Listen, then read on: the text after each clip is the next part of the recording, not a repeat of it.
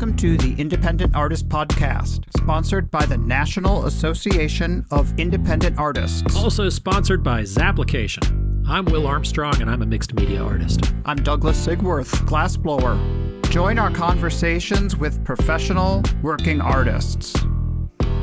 Hey, folks, welcome back to the podcast. It's been a few weeks, and Douglas and I are, I wouldn't say rested and ready, but we're willing to participate. It has been a while. As I was getting everything set up here, I was almost wondering if I remember how to talk on a microphone to you. We did have a conversation on the telephone. I start to panic when those happen. We start to talk, and I'm like, we never repeat what we're going to say. If I talk to you on the telephone, then I never remember to say the same thing again. And we spoil it. It's gold, Jerry. It's gold. You're like, don't talk to me unless we have record going. That's right. Unless we're recording, we're going to waste it. We're going to burn it out. Well, how are you? I know you've had a big week here, not really art fair related, just family related and lots of good stuff. Yeah, our daughter Ada graduated from high school. Congrats. She graduated with honors. She was the class salutatorian.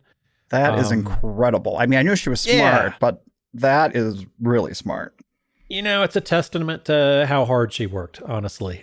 She is smart, but she worked her little tail off, so great. And managed to make some great friends and do her rock climbing, and I don't know, amazing kid. I'm going to miss her. Yeah. Obviously. Gosh. She's going off to Vermont. It's pretty damn far from New Mexico. And there are no good art shows in Vermont, so you're going to have to make a special trip.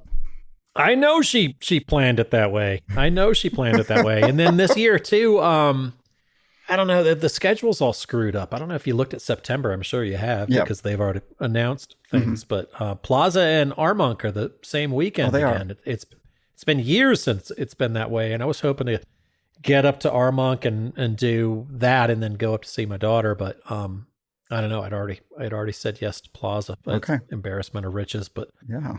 Brag much. I'd say like 40% of the audience were like, and fuck you, turning it off. So sorry about that, folks. It is an embarrassment of riches, but that's what it is. That's how the jury shake down. So I don't know. I've been looking forward to talking to you. We've got a whole monster list of Douglas topics and Will topics. You know, our list was getting so long. I'm like, let's separate these out, because sometimes I can't remember if I wrote that note or if you wrote that note. I have no idea what it means anymore.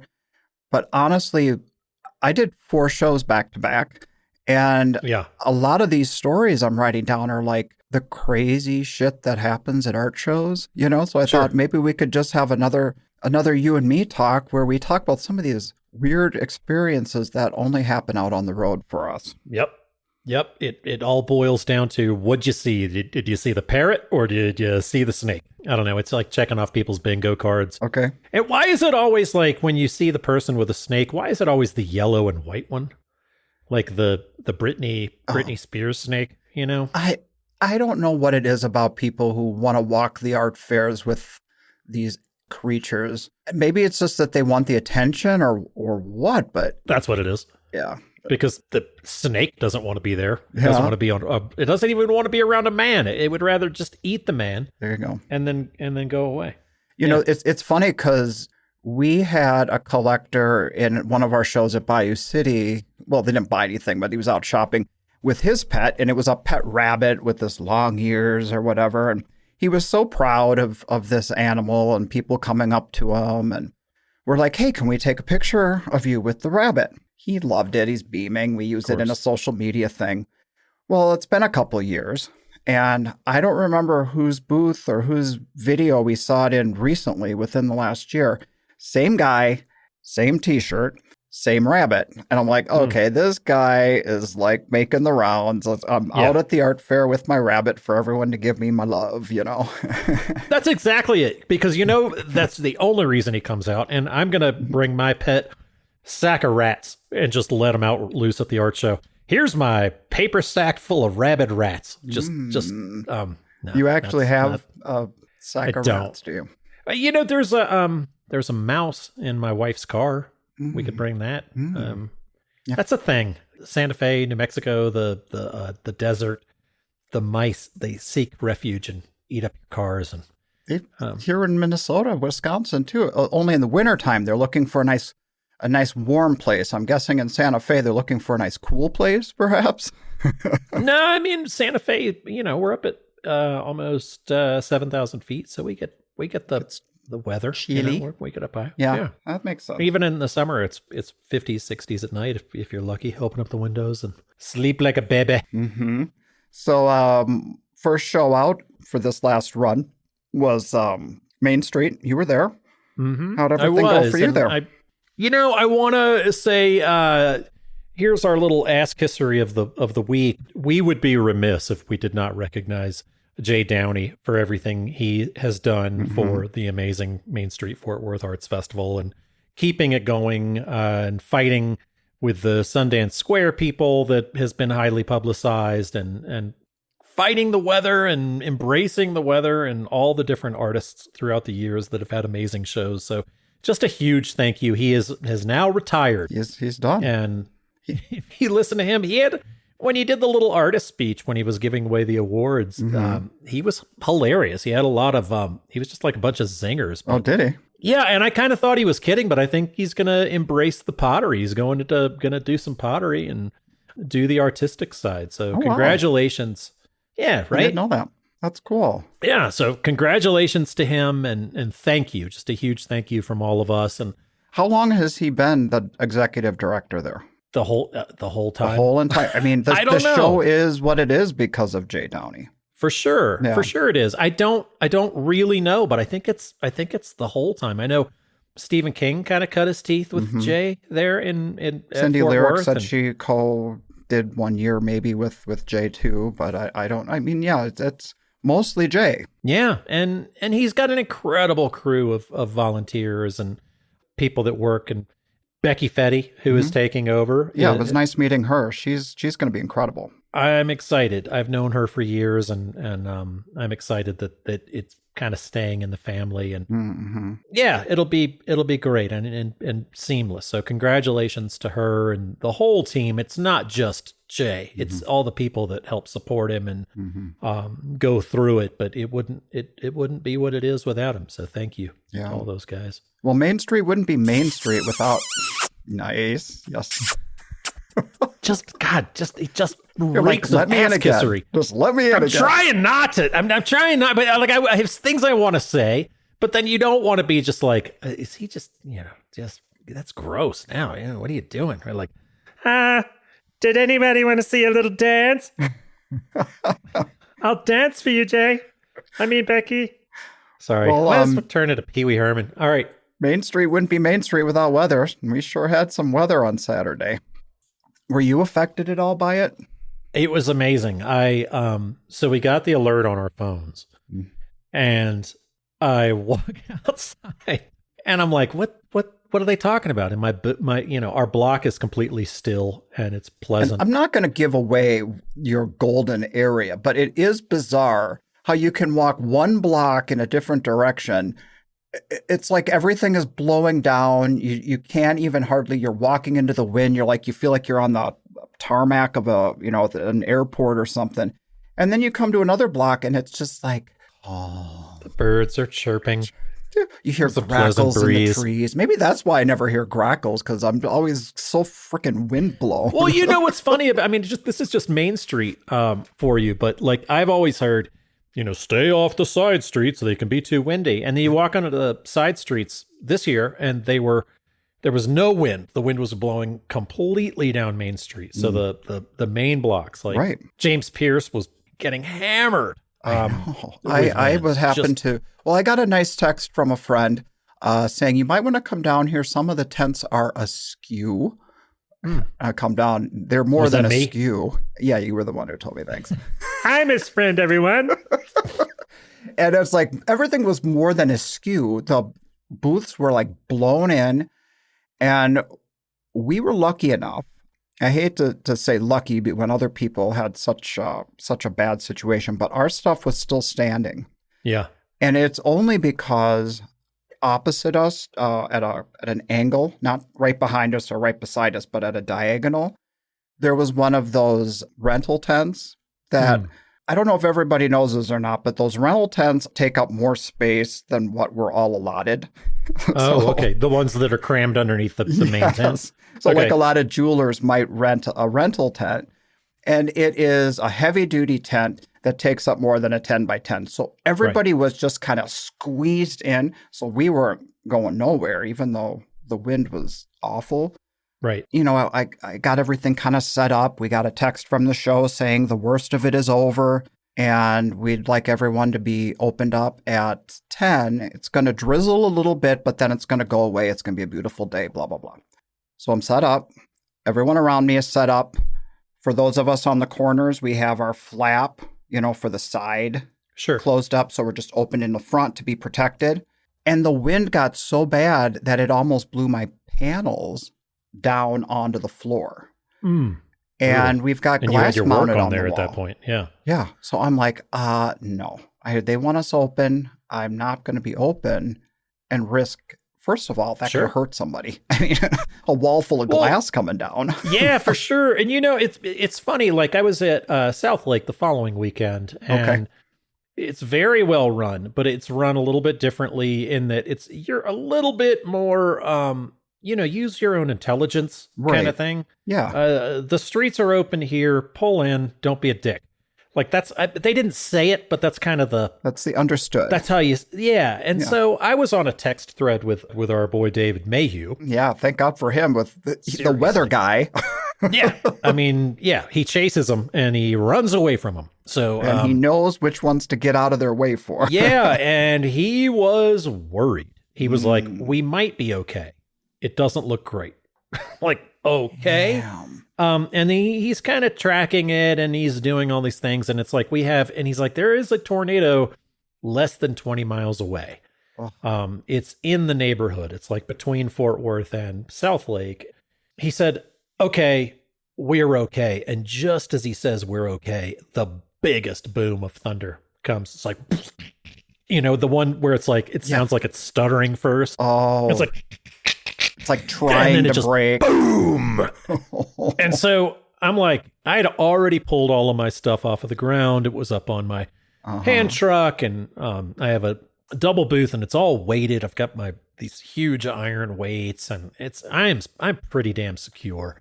But I'm starting to close up, and I realized that I am now elder statesman of the art show world. When my younger neighbor, he's like in his 20s, and I'm just closing. Yeah. I'm like, I want to get off the streets. Right. I don't want to see the lightning. You want to protect your work. You want to at least get it as tight as you can. And there's so much lightning in the area that I'm freaking out a little bit. I'm like, I'm ready to get off the street. I don't want to be, it's done.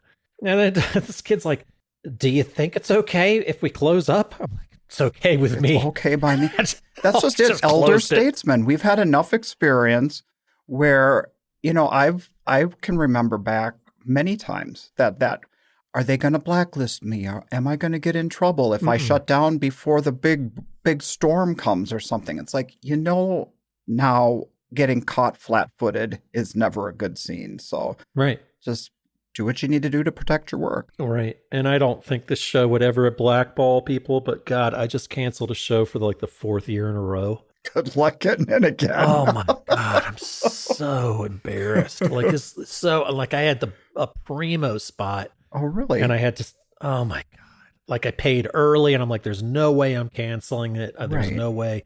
And I had a conversation with my ex-wife, and we're talking about the kids and how somebody needs to be here, blah, blah, blah. And her vehicle is already there.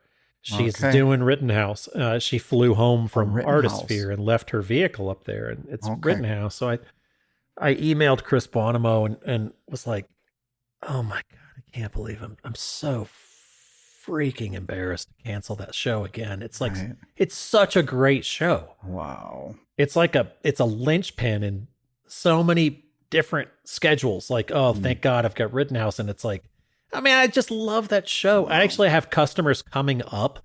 Okay. I have a customer coming up that missed out on a piece from Coconut Grove who had emailed me, and I still have to cancel. Damn, that sucks. Man, I know. Well, we're going to be there. I mean, that's our first time getting into Rittenhouse, and don't know what to expect.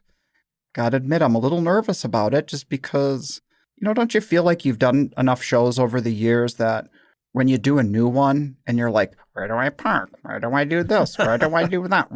It's all that just seems so like, oh, isn't that kind of quaint to have that be happening again? Well, there is. Yeah. I mean, you get down to and you start doing a new show. I always get nerves. Like, where do you park? Where do you figure it out? And you can't really rely. I remember I used to, talking about to Main Street, there used to be this amazing trick that you could do. They're right down from Sundance Square, one block over. You could pull your van in to the parking lot, get the ticket. It's free on Sundays. So they open up the gates. So you would go pull in on Tuesday and leave it all week long and then just pull out on Sunday night. So you're not prepaying is what you're saying? You pay when you get leave. A ticket. Yeah, you pay when you leave. And then so you leave and then you go park somewhere else Sunday night. And then you get up in the morning and you take off and you've saved yourself like $200. Right. You're like, see ya, suckers. Yeah. And that was like the most and that was my trick. Like one of my tricks. I would never tell anybody my trick. And some asshole on Art Fair Review was like, here's what you do. Oh. And I was like, what? You're now and ruining it. So you get there on Thursday and they reported you to the show, and then everybody, all these vans that are you've taken over our parking lot and they've made us all move. Oh, damn. Which is, it's too much sharing. There's too much sharing. Got to know when Goddamn internet. You got to know when to hold them and know when to fold them. Seriously. Why are you telling all of these people you're trying? I swear, my wife just did this show, and I'm not even, you look at her schedule if you want. You know who my wife is, but I don't know. She just did her schedule. She can't get people to shut up about how great this show is. That was so amazing. Shut up. Whatever happened to those hidden jewels out there? They're gone. God, I'll show you my hidden jewels. Of course you will. This episode of the Independent Artist Podcast is brought to you by Zap, the digital application service where artists and art festivals connect. Douglas, I'm thrilled this week that we are being sponsored and supported by Zapplication.org. It's really great that they appreciate what we're doing here on the podcast. And I appreciate what they are doing, basically because I feel like I am an intensely lazy man. And they make the entire art show process, signing up for shows, a lot easier. And they have that tagging feature for us. That way we can put little notes about a show to help us maybe with building that perfect tour. Or you can write whatever you want on it. You can write, hey, this show sucked last year, but it had promise. Uh-huh. It's going to be exactly what you need it to be. And I appreciate that extra bonus feature. Yeah, me too. I think we've ruined some of the hidden jewels ourselves, so we're part of the problem. Seriously. Absolutely. I think I've teased him on, but this is how long we've been doing shows. We're I remember when Art and the Pearl was a hidden jewel. Uh-huh. I think David Bjerstrom single-handedly made that one public. You think? Just my best show of the year. Again, ladies and gentlemen, thank you so much for my best show of the year. Bless his heart. I'm sorry, David. I know he's a listener. David and Bill, his husband Bill, they're retiring this year. That's another one we're going to lose. So they've just got one or two left here this year? I don't know. Yeah, something like that. Down. But they're hanging it up. I know he'll be at St. Louis. I did see that, so that's good.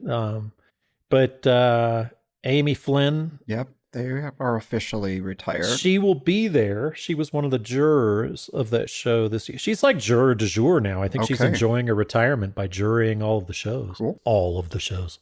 Every one of them. Well, she did jury. She juried St. Louis. Okay. And then I just saw in an email that she's going to be jurying that show that we've done a call to entry for, the Art Worth show in October. She's jurying that one. Well, when it comes to 3D sculpture work, it doesn't get any better. She's got a great eye, great body of work, so that's a good choice, actually. Yeah, so she's educated. Yeah, for sure.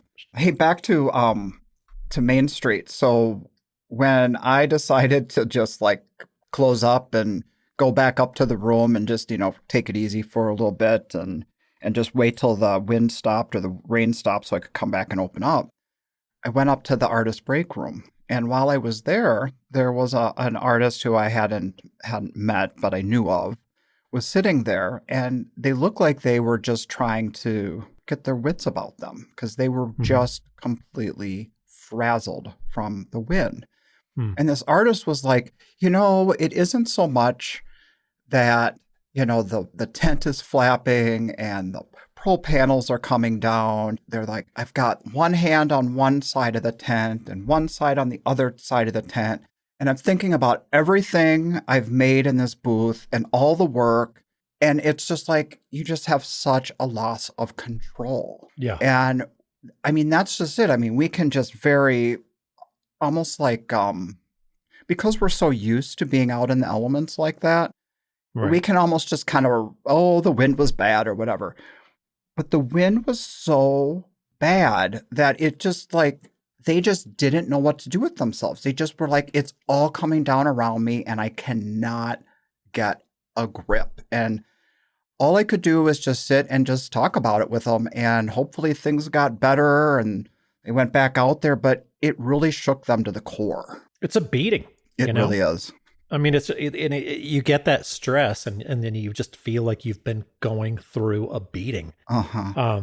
I want to hear how you kind of set your booth up compared like for certain shows. But at that one, in spite of the wind, in spite of everything, I don't use a tent. And I think I'm one of the only people that doesn't. So if you take the pro panels, the regular pro panels, 7 feet, and then you've got the addition, if they ever change the height of that tent, I'm screwed because it just covers it. I have a story about that. Don't let me forget to tell you that, but keep saying what you're saying. Okay. Yeah. But like it just covers like by an inch. So I can brace within the panel. I can brace like that section. And it seems like 3 pro panels is exactly right. And I can brace inside to whether I have a corner or an inline. And I can kind of brace inside that booth, and I always feel super sturdy. I take the zip ties or the sorry, Josh Tioli. He's a big proponent of the reusables zip ties. Yeah, but I'm like, I'm a bastard with that stuff. But anyway, that using those ties and tie down like the corners to their tent. You know what they did this year? This was so goddamn sweet. I had a pole right down the middle of one of these big pieces that I've done, and it had a strap that ran diagonally across it. The tent company, like not even the show, were like, well, why don't we move this strap so it's not right in the middle of your piece? Well, that was thoughtful. I know. That never right? happens. I know. So nice. Well, we don't set up our whole tent, but we need the outline, the framework of our tent in order to connect our panels to it. And even if that like trim line 10 by 10 square, once it's up in the air and just underneath the tent, sure, if it doesn't fit just perfectly, and I mean, we actually even had Trimline make us just for this show and for Jazz Fest. When we get in, we have them, in our garage waiting to use for these oddball tents. They're shorter. They're shorter by about 6 inches, so that we can fit around odd little rings or hardware that's poking out up above around that framework so that we can fit in there and not take up, because you can't even bleed over an inch if anyone else wants to fit in there as well. There was an artist, and I'm not going to name her by name, but she was 6 inches into my wife's booth. 6 inches. That's a lot. That's a lot. Yeah. I mean, especially, you're also a lot of real estate. Yeah. And your tent can't make it, or your walls or whatever. And she was 6 inches in. It just crammed into across the line. And I was like, hold on, who is this? And I knew who it was. And so I texted her. And she was like, yeah, there's nothing I can do. And I was like, well, there's something I can do. Right. And you're not going to like it. So get your ass down here. Right, for sure. Right. But so you were talking about the tent people, and because of the whole trying to fit into those big tents, we try to, get our earliest possible load-in times, because if you're the last load-in time at that one, you could run into some problems with actually fitting. So we did the Tuesday night prior. The main setup is Wednesday all day, but we'll like to do the preview if we get assigned a booth in the right spot. Sure. And this year there was maybe 50 artists in that staging lot, and we're all waiting to go, and it was taking a long time, and we didn't understand why.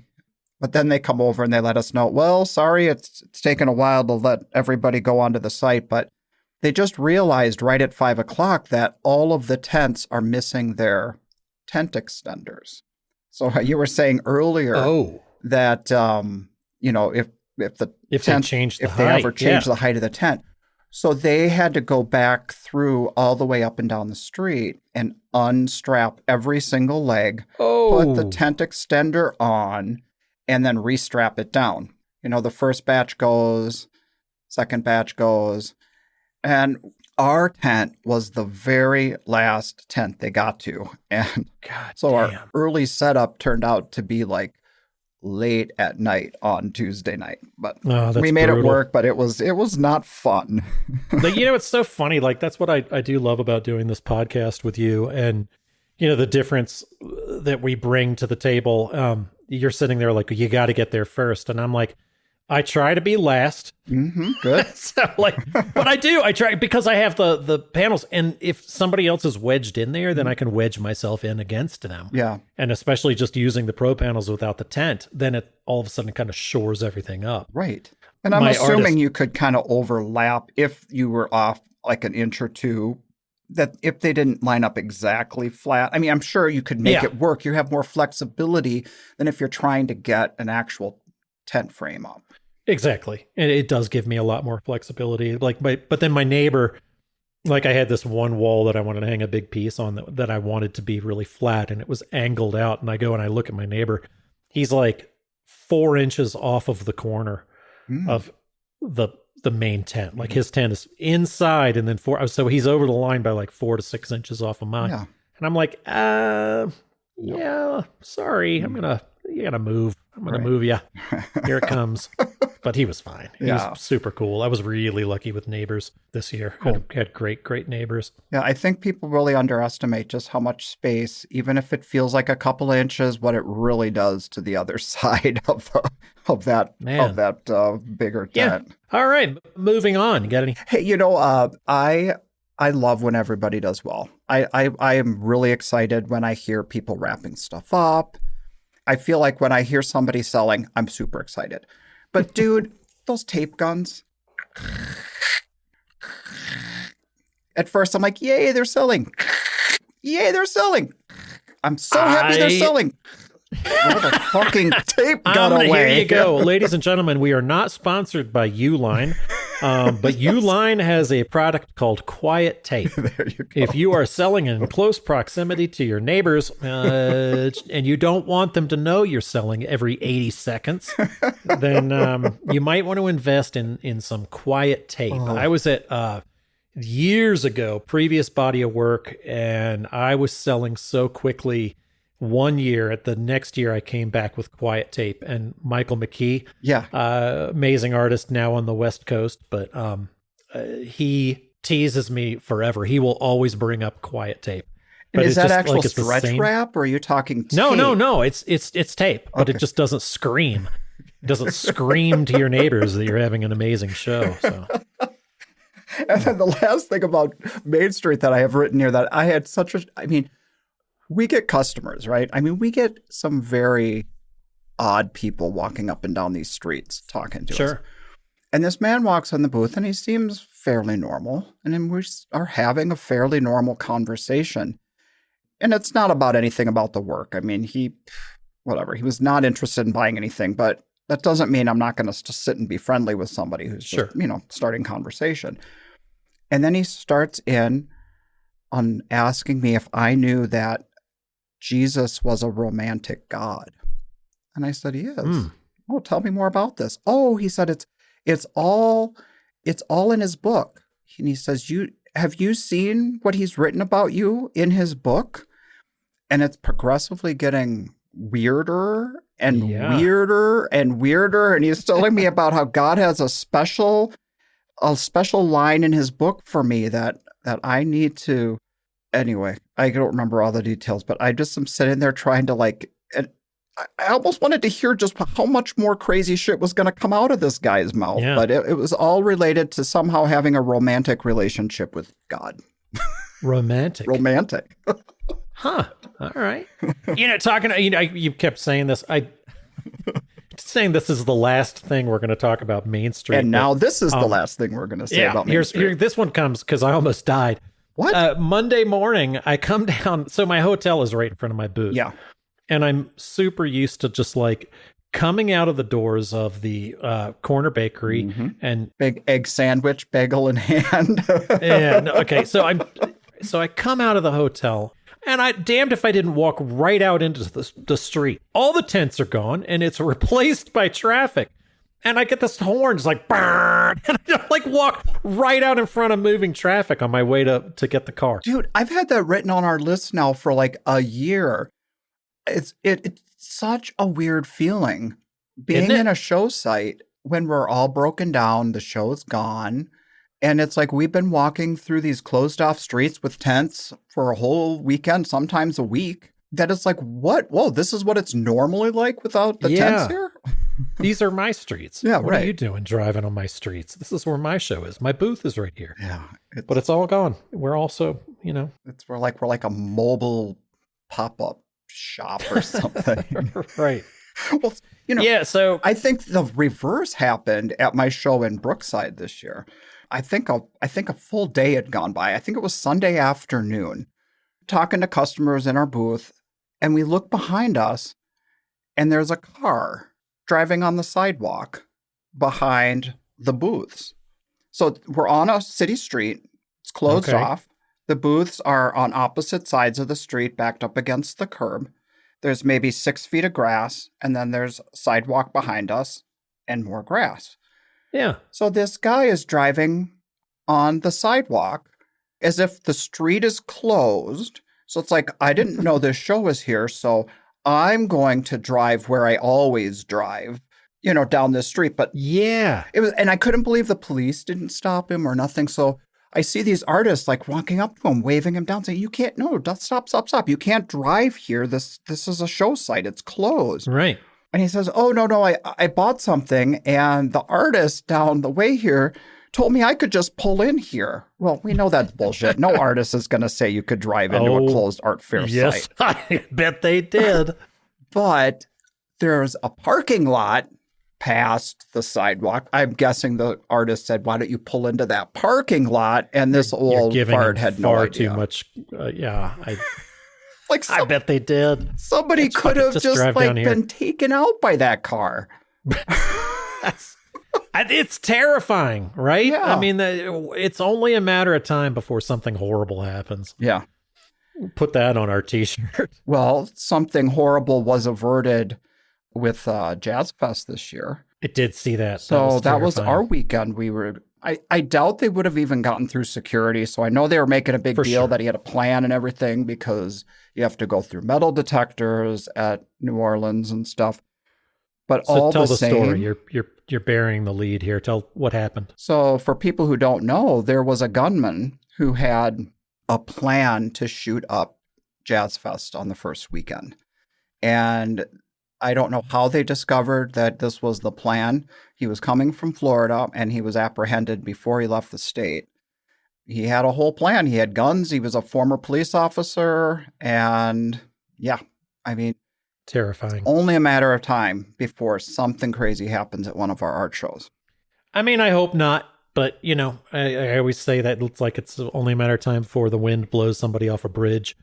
I don't know. What are you going to do? Yeah. But don't you also feel like with the inherent danger of what we do, that made a lot of us less scared about some of the things that happened? Like even when COVID came down and things opened back up, I know my wife and I were like, you know what?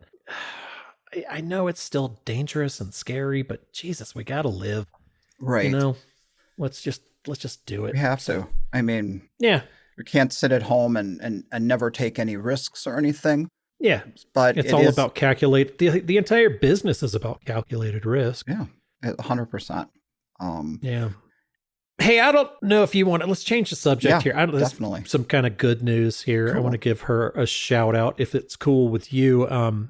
Just noticed online that a good friend of ours and the show has started something new. And, if the tables were turned, there might be a charge for this. So maybe I should be taking some money to give her a shout out. But Chris Dahlquist has some amazing advice. I just signed up for her Substack I was cheap and only did it for a month, but still, signed up for her Substack to see what was going on. And she's got a really cool program. That's cool. We kind of had the same run. So I had a chance to chat with her at one of the shows. And she had just come off of doing a talk for the Business of Art conference in Michigan. The Guild of Artists, I think, ran that.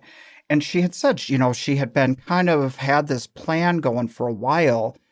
And so she put pen to paper and is making it happen. So I'm really interested to see what happens there, really interested in possibly participating in that. Maybe we could even have her on and talk on the podcast a little bit about it. I would love that. I think that would be smart. It's been a while since we've had her on, or, that was the first year. It's been like 5 years since she's been on. So she's got some more info. So let's have her on and talk about that. That would be, it's just super valuable. And especially for, well, I'm not going to say people just starting out. It's for tried and true veterans on down the line. So anyway, let's shut up and just let her talk about it next time. How about that? Yeah.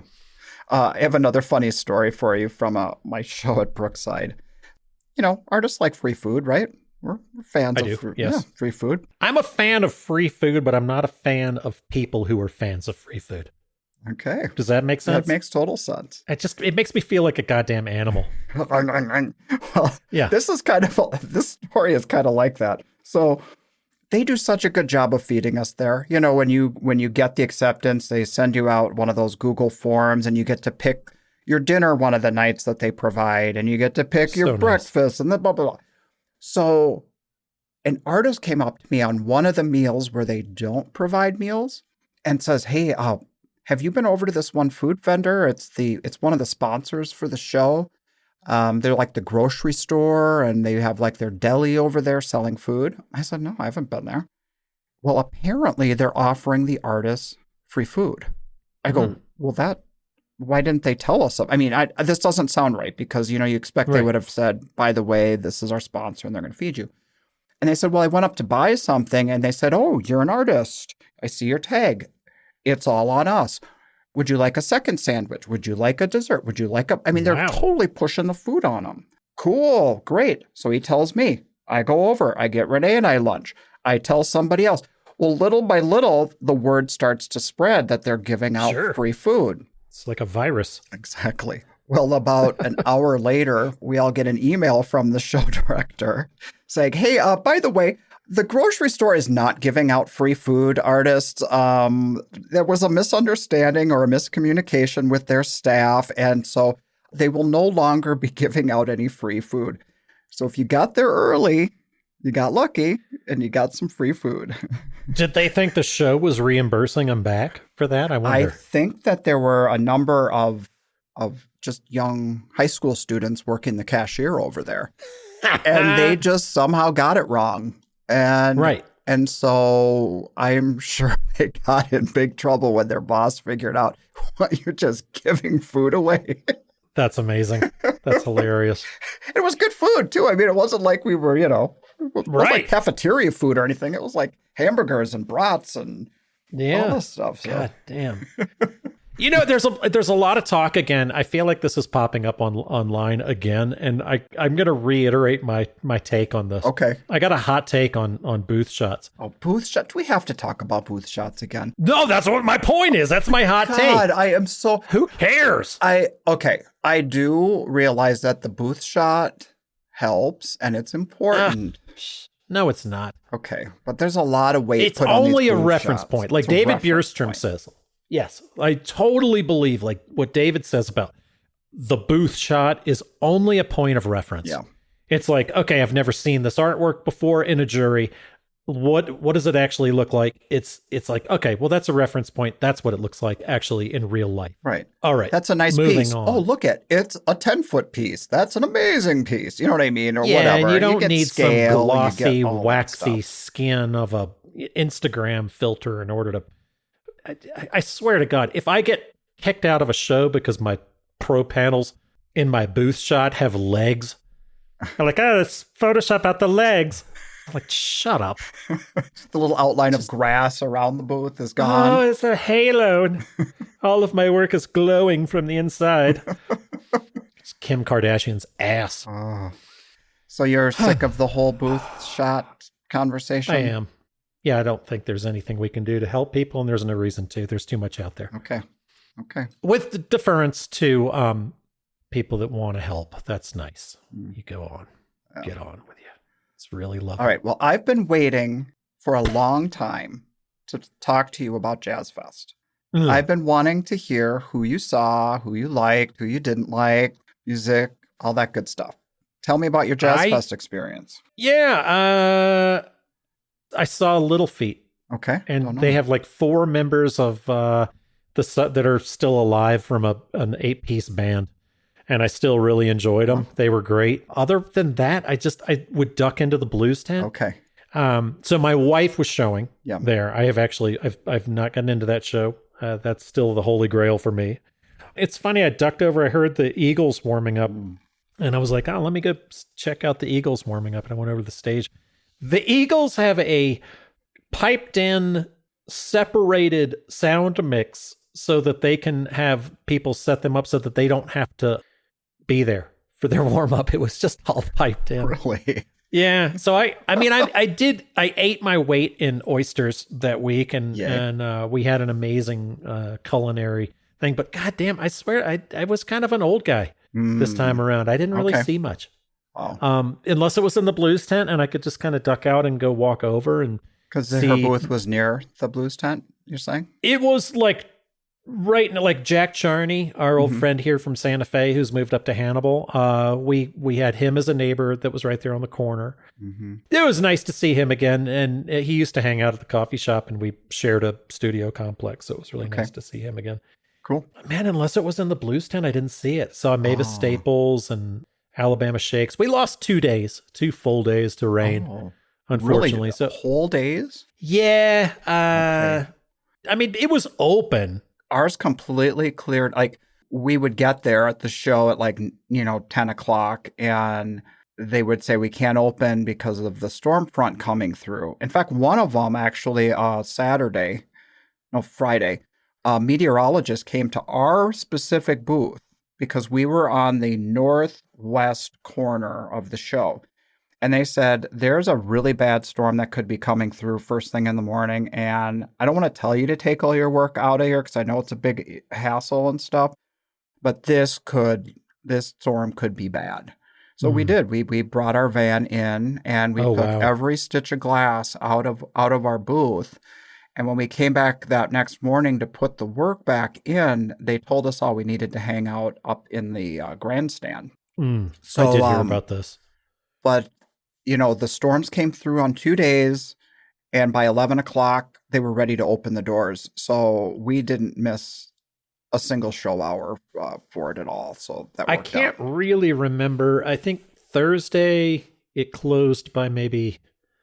I can't, I'm going to misspeak. It closed early, and then Friday it rained all day, and then we still had a show, but the rain really affected it. I remember seeing videos of the Black Keys. I was going to go check out the Black Keys, and it was raining so hard that I was like, I just didn't want to be that soaked. And I saw Lainey, is it Lainey Wilson? Yeah.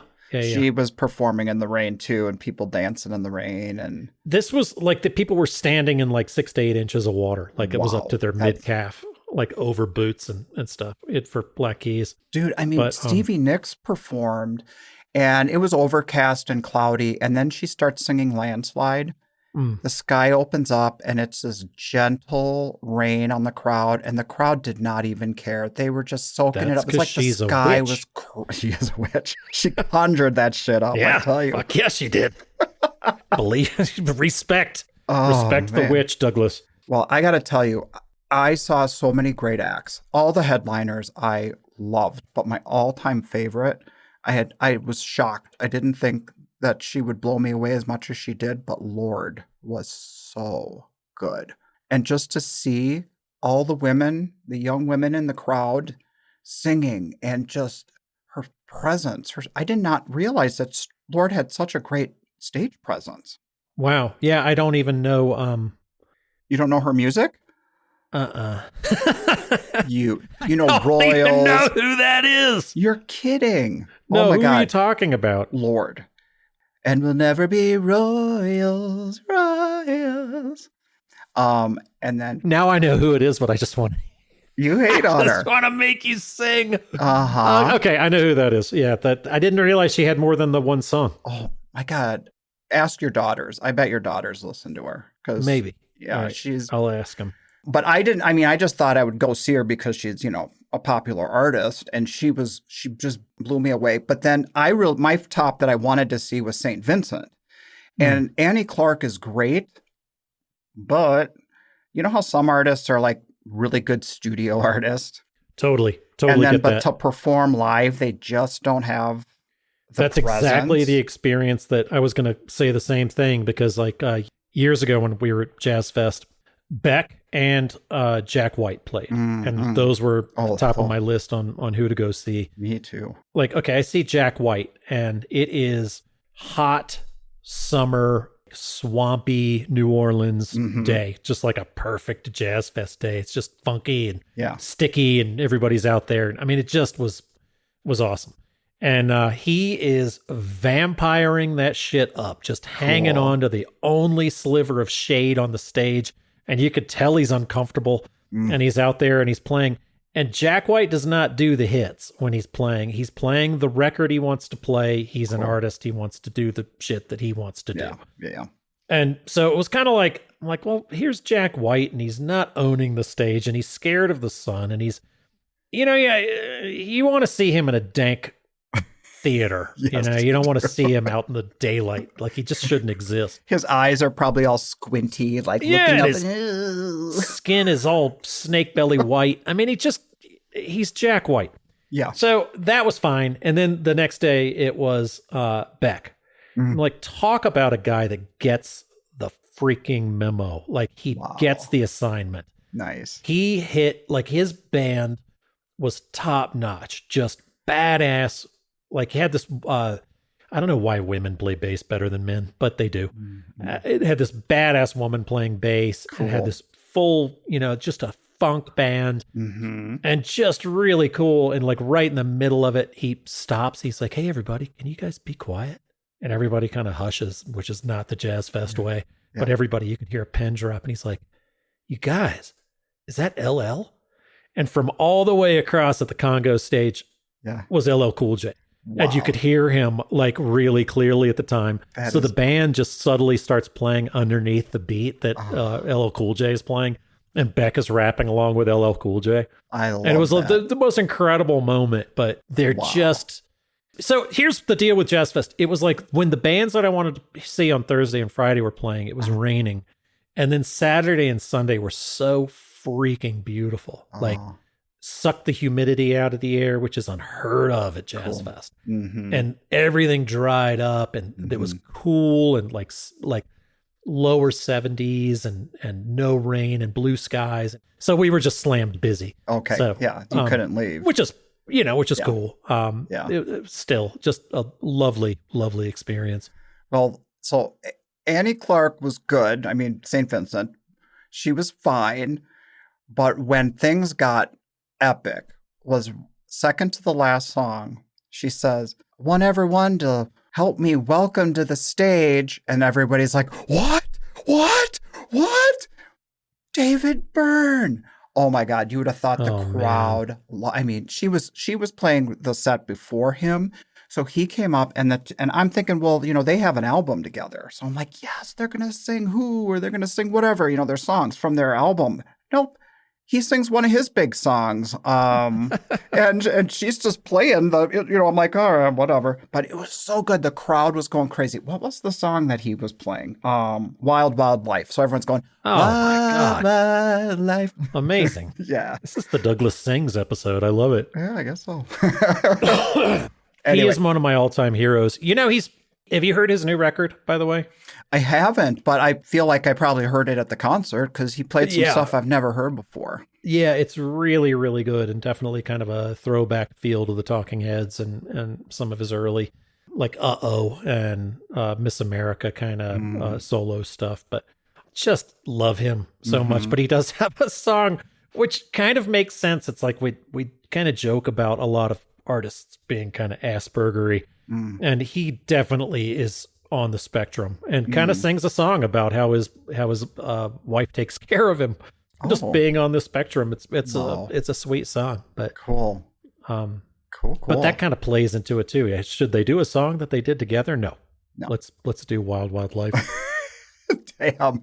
Hey, the other thing about that show is you've mentioned your celebrity sighting with Bill Murray that one time. I don't know if people remember the story, but he's like, maybe you tell it again. Tell your Bill Murray story for those people. I'll who make haven't it heard. quick because you're like from episode 14. No, but I was standing in line at the beer line. I went to get my wife and I a couple of beers at the show, and I was standing and I hear this voice that sounds familiar. Turn around, it's Bill Murray. And I was like, holy shit, but he's in a conversation and I don't want to interrupt him. So I do a thing. I'm like, oh my God, I just want to see. Let me look like I'm taking a selfie. So I do my phone and I turn the camera around and I'm looking into the camera. And as I do it, he leans over my shoulder and he whispers in my ear, "You owe me $1."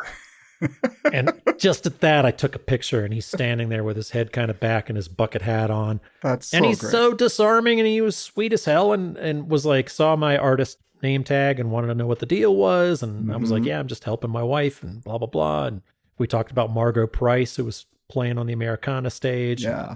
And just a sweetheart of a guy, but that's my celebrity sighting of a lifetime. Well, I kept my eyes peeled. Whenever I'm there, I'm always scanning, looking for. I want to see a celebrity. Right.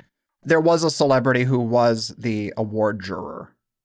She is a TV actress. I don't know her name, but she was apparently jurying for awards. And I'm looking at her and I'm thinking, I think she's like on all sorts of different TV shows. She's a beautiful woman, big eyes. And I'm starting to talk to her. And as I'm talking to her, I'm like, yes, she told. Now, at this show, the jurors aren't obvious. It's not like they're walking around with clipboards or whatever. Right. She looked like a personal shopper. And I just thought that she was shopping for herself. And I brought up to Kelly the next day that I thought I saw a celebrity, and I was describing her, and she goes, well, that was one of our jurors, and she was on NCIS New Orleans and blah, blah, blah, blah, blah. So that was kind of cool. Yeah. But the real story I wanted to tell was I'm scrolling through social, and because I stopped and looked at a bunch of different Jazz Fest reels, they just keep giving you more and more and more. Sure. And I'll be damned if Amy Schumer didn't post a picture of her with like 4 friends or family members, whoever she was with at the show, in front of our booth. No way! And I never saw her, but I saw on social media she was there because our work was right there. And the big Jazz Fest entrance sign was there. That is awesome. Like, damn, why couldn't I have seen her? Yeah, that's hilarious. I had a celebrity sighting here in Santa Fe last week. We went out with my family for, my daughter graduated. We went out to brunch and we're hanging out, and this really great restaurant in Santa Fe right off the plaza called Pasquale's. Okay. And I see this guy, kind of frumpy black, very faded black jeans and a black t-shirt tucked in and a little black cap and gray hair. George R.R. Martin, Game of Thrones. Really? Yeah. Wow. So he lives in Santa Fe, and I knew that. He's very connected in Santa Fe. I didn't realize until today, because here's my connection to, and maybe back to actually talking about art. Yeah. But while we were walking around, so I saw him, and I took the world's worst picture of him because he was facing away, and I took a picture of my daughter, and you can kind of see a sliver of his just silhouette right behind her. But I don't want to interrupt the guy. He's having brunch with his family. Yeah. And so I was walking around showing my mom some shops while she was in town. And there was a new guitar store off in this little shopping district. So I just ducked in there just to see what was going on. And he'd only been open. It was like the first day he'd been opened, really. Okay. And so I was looking around, and we just started talking about music. And he was like, well, where are you from? And I told him I lived there, et cetera. And artist, blah, blah, blah. He's interested in my work on a smaller scale. So I swung by there today and showed him some of my work, just smaller stuff. I've got these little studies that I've done that he was interested in. And he was like, yeah, you'd be shocked. He said, we moved into the space. George R. R. Martin owns the building. You'd be shocked that the rent is actually really reasonable, but he is curating it. He wants only certain kinds of businesses and wants to try to keep Santa Fe small. Okay. And keep it funky and give it back to the people. And so the little guitar gallery is there, and he's showing local art, and he's selling guitars, and it's a cool little shop. Mm-hmm. And George R. R. Martin wants it to be like a little privately owned business. He doesn't want it to just be the Gap. Okay. The guy said in order to qualify for the low rent and the space, he had to go do a PowerPoint with George R. R. Martin and show what kind of business he would be running. And he's like, yeah, that's cool enough. Sure, why not? Awesome. That's pretty cool. Yeah. Love it. A couple more stories I have. This is art related from Jazz Fest. So we were talking about Dahlquist, and she was at the show. We were near each other, and we were chatting. We both came off the heels of doing Main Street, and then this had been a few days of Jazz Fest.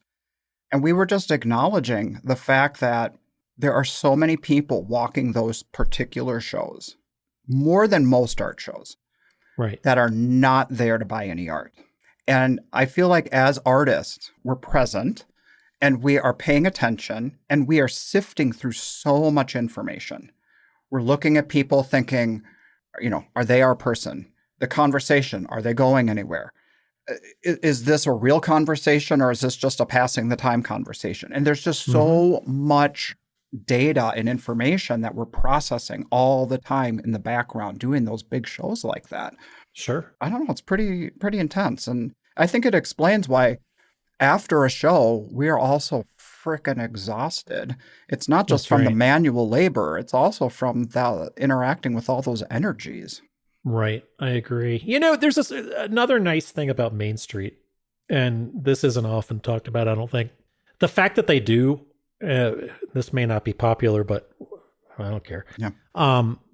They do allow us to 2D artists who are not digital or photographers to sell reproductions. Mm-hmm. You talk about the mass of humanity that comes through a show like either one of those. Mm-hmm. And the fact that Main Street does allow us to sell reproductions, it means there's a little something for everybody. And I do appreciate that about that. And the fact that show knows that about themselves. Yeah. And I feel like, it's a little bit of a bummer how some shows have cracked down on it when that is the feel of it anyway. Yeah. And I get how I understand what Des Moines is doing, and I understand what Coconut Grove is doing. But then when you have these shows that become such a mass of humanity and so popular to people, and they just want to take home a little something, right, then I think that's good. I think that's a nice thing that they offer. And I do also agree with the one-of-a-kind shows too. Sorry, maybe I should say it, like not the one-of-a-kind Chicago not the shows, Chicago, but you're saying that they offer sell one-of-a-kind work. One-of-a-kind, not mass-produced. But I don't know. It's interesting. But when you offer, and this is a whole nother bag of worms when I'm looking at the fact that we've already talked for an hour and 5 minutes. But the fact that, now AI and digital and photography and everything else is creeping in, it does, and I've said this before, but it does seem very silly that, like, just because if I'm drawing with ink and color washes and blah, blah, just doing it by hand and my fingers are dirty versus keyboard something maybe has to be done. Yeah, it's very, especially with digital now and like how you create it. Like, I don't think we're going to do away with digital artwork. Somebody did send me a picture of a booth that was clearly AI at a fairly major show. The work was AI, or the whole booth setup was AI? The entire artist. No, I am AI. No, their bullshit that they were selling. They were selling some bullshit AI. Something that's a whole topic, right? Yeah, that's a whole episode. That's a whole hour or two. That's a lifetime of talking. Well, I don't feel like that is impacting what we do, my medium, me and Renee's medium. It's not. But we've talked about when people come in our booths and they say dumb questions. Sure. So what we encountered, with some of these bigger shows with people who aren't there to buy art, they'll walk up to us and they'll point and say, "Is that a light?" We'll say no. And then instead of getting the hint, they'll point to something else and they'll say, "Well, is that a light?" "No, that's not a light." And then they'll point to something else. Okay, no, not a light. So apparently this had been going on and I didn't realize how much it was getting to me. And at the end of one of the show days at Jazz Fest, very nice man walks in the booth and says, "Hey, are those lights?" And without missing a beat, I turn to him and I go, "Nothing in this booth is a light." And he says, "I'm guessing you've been asked that quite a few times." Oh, that poor bastard.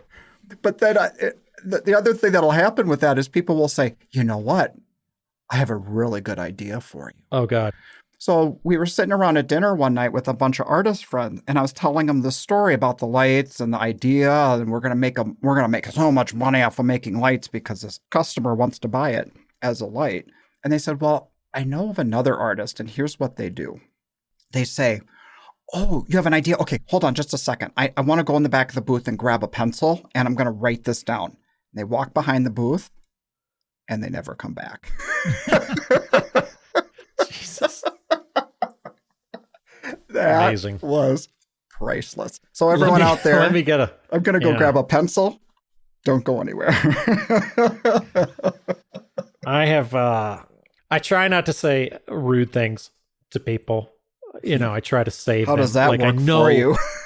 No, it works fine. I mean, I know that people, when they ask dumb things, they're just, I've said it a million times, but it maybe been a couple of seasons since I've said it again. But you're the attractive person in the bar, and they're just coming up and they're saying, "Come around here often." Right, like that's really, they're trying to find an in to talk to you. And so I try not to shut those down by being an a-hole.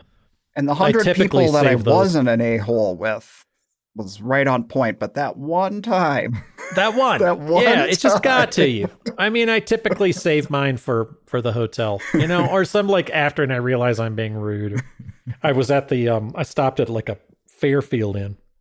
Yeah. And I wanted, was there an Applebee's next door? No, there was nothing. There was a taco stand, like a taco truck, 3 miles away, but there were no other restaurants. So I go and I grab my tacos and I come back and they've got a bar and I wanted a cold beer with my tacos.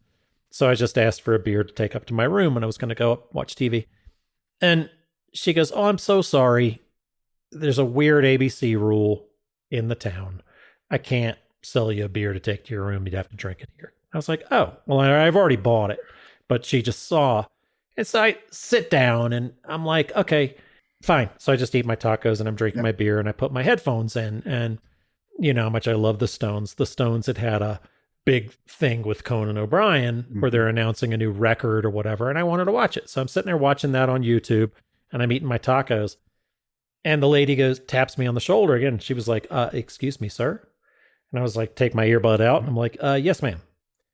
You can't eat outside food in here."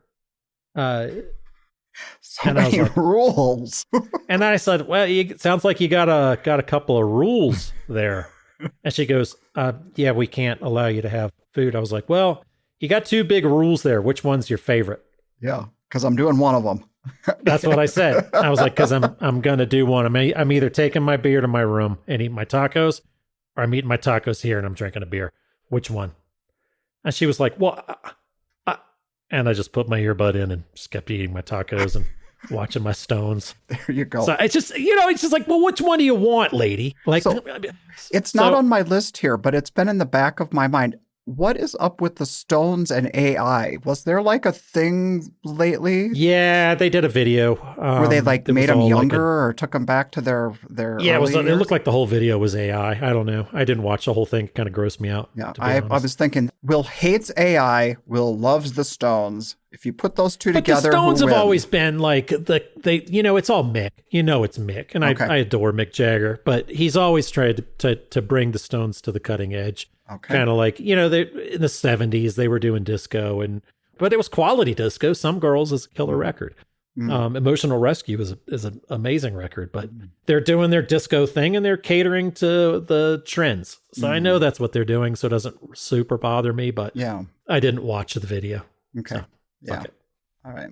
But if you're making AI and you're peddling it as real art and on the street, then I don't like you. You know, we're not friends. No. And I'm going to make fun of you on the podcast because you're a hack. Hack. It's true. Hack. You're not really. Yeah, you're a hack. Yeah, for sure. Yeah. All right. Carry on. Hey, did you know that apparently Like everything in Greenville is mid-century modern?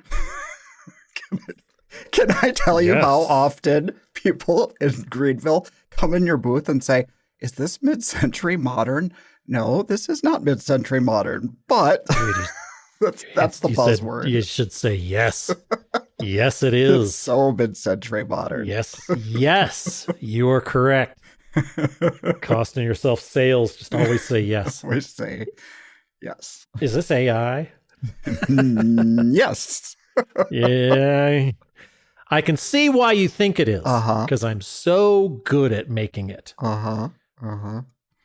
Have you ever had an unexpected artist collab, like at a show where people buy your work because it goes really great with somebody else's work?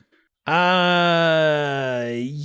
I mean, I sell to the same people. I mean, I do like there's no, like, if you like me, you're going to like Greg Turco. Mm-hmm. Like, Turco looks great hanging next to me, etc. I mean, but no, not necessarily. I have talked about, you know, this would look good with this. I've done that. But anyway, yeah, what's your story? We had the craziest thing. This couple walks in and we were kind of at one end of the show. So they had come from that other side. They'd only seen maybe 25 booths or something. And they had picked out a piece right when they walked in from a guy. They said it's so rarely does this happen to them, where the couple will say, okay, if you were to pick something out in this booth, what would you pick? And they'll say on 3 point. And they go 1, 2, 3, and they pointed to the same piece that they fell in love with. This was in Larry Fox's booth, woodworker, wall sculpture kind of artist. Anyway, so they're like, okay, well, let's put that on hold. We'll keep that up in our minds while we walk the show. But they were pretty much, after they saw that, they knew they wanted that piece. Sure. Well, on this wall sculpture that he has, it has these floating little circles, these dots that in these rows that kind of go left to right. And it's like, it sends the eye away from the center of the piece. So then they get to our booth and they see some of our wall glass bubbles that we have on the wall. And the two of them are like, oh my God, this is perfect. We could get this installation with this work. So anyway, we had an unexpected collab that our work worked so well with another artist's work. And we did this installation, actually hung Larry's piece for him. While I was up on the ladder. You're getting a bill, Larry. That's right. But that was so much fun. That's never happened to me before, where we had somebody else's work start as the inspiration and then ours kind of filled in with it. I've got an exact same thing. Really? So yeah, I had one of my largest drawings. It's like 6 feet by 4 feet. Oh my God. And it's a picture of James Pierce loading it into, you know, he's smiling and loading it into the vehicle for him. So I did buy that man a drink, but yeah, I love that. Larry, you owe Douglas a hot dog or something. I don't know. He doesn't eat hot dogs. Don't bring him a hot dog. Very clean eating. That's right. Very healthy. I think that's a show. I think so. Well, I will say this. I do have something to kind of end it with. And that is, when I was an actor doing theater in college and, you know, auditioning for roles and stuff, there's a thing with actors where they do a role and then they feel like they're never going to get hired again. And I've heard the greats like, you know, De Niro, Meryl Streep, they all have echoed this, where it's like, I just did my last job kind of thing. And I got to admit, this 4-show run that we just did felt like something big. I mean, it was hard and it was rewarding, but it kind of felt like, I'm glad we did it because, you know that feeling as an artist, I might never get into that show again, or you know what I mean? Sure. Or it's like, that'll never line up perfectly again. I'll never get to see those artists at Jazz Fest again. So I'm really glad that we took that opportunity and just ran with it and worked our butts off. So You're just feeling guilty because you got every good show in a row. I resemble that remark, but yes, it was a good run. It was a really good run. Yeah, it's funny, and you never really know when it's going to stop yet, too. But I mean, I like doing Fort Worth into Southlake. Both of those shows I had to hurry. Like, I paid extra to get my van in the hotel that was right there so I could dolly out at the end of the night. And it's still a functioning hotel parking garage. Right. So I had to pull my van out so they have us in there so tight, and I'd pull my van out so I could get stuff in the side door in between traffic. So I'm hurrying and rushing to get it in and out. And I did something to my shoulder. And then at Southlake, the way that show is laid out, it's a square, and all of the art is inside the square, and then all of the art is on the streets around the square. And I have one of the street entryways for people to get in and out. It's like to dolly in and out. So I've got a big fat double booth of in the way. And so I am rushing my ass off to try to get it all in the van and try to... So you can open up the space for people. Yeah, because I've got all these people, and they're all broken down, and they're just waiting on me. Right. And you want to talk on a beer, so let's face it. You want to get the fuck out of there. That's right. I want to hear those poles hit the ground. Yes. Hoist one while the glory of this... Anyway, so I did something extra to my shoulder, too. So I'm just like... It's like all popping and cracking. And now you know what I go through. Look at this, man. Jesus, what is that? Something popped in my shoulder, and that came up about a week later. So something's going on. Something's bleeding. Huh. Yeah. That's nice. That's great. I kind of hurt a little, and I need an Advil. You've got internal bleeding. I know. Well, I need an Advil. Douglas is bleeding. Yeah. Like, that's like I'm such I told you, it could be my last show ever. But anyway. It might be. You're falling apart. No. All right. I was doing one of those, reels, I don't know, maybe TikTok scrolls. And there's this young artist. Are you doing the dancing with the steps? No. You're doing No. It's somebody on there, looking at the camera, and they're doing a heart to heart, and it's an artist. And they're talking about being an artist. And it was so gloom and doom. It was like, listen, people do not tell you this when you're in art school, but you will never make a living as an artist. I mean, just all this stuff. You will either have to marry a spouse who carries the financial weight. Nobody tells you that this is not it's not a legitimate way to support yourself. And I'm thinking, listen, lady, there's a lot of us out there who work our asses off, and we do make it work. So if people feel discouraged or subscribe to that kind of gloom and doom, just put your head down and keep following your passion. You can make it work. It's not easy, but it can work. Is that your TED Talk? That's right. It's the end of the TED Talk, folks. We'll see you next time. All right. Bye. This podcast is brought to you by the National Association of Independent Artists. The website is naiaartists.org. Also sponsored by Zapplication. That's zapplication.org. And while you're at it, find us on social media and engage in these conversations. Be sure to subscribe to this podcast to be notified when we release new episodes. Oh, and if you like the show, we'd love it if you would give us your 5-star rating and offer up your most creative review on your podcast streaming service. See you next time.